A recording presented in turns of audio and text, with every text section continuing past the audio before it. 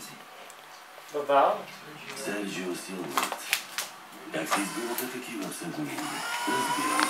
Защото след Силвард не стои добре на афиша. Но след бъдещето гениален, това вече е друго.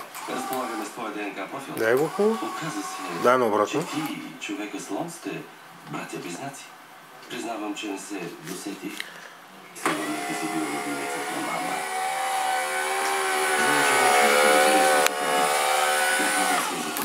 И когато Уили е разбрал, си наказал и него. Дай, дигни го. Майка ни е починала при раждането. Баща ми е зарязал преди да ходим. И когато Джошуа започна да се променя, Не е на другата страна. живеят се сплашиха. Казаха, че сме дяволски изчадия. За брат ми имаше само един изход. Пътуващия цирк и куриозното шоу на мама Уили.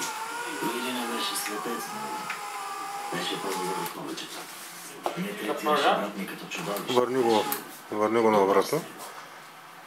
Или чакай, задръж. Докато какво? Айде, вкарай го сега. Вкарай го обратно. Не знам. Намерих я така.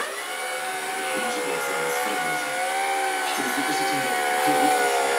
Ще ме закара. Сега. Трябва да се справим с това.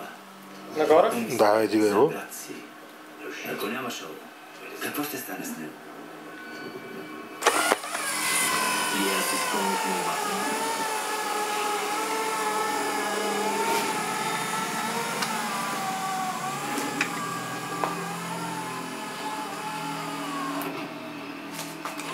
Стига толкова.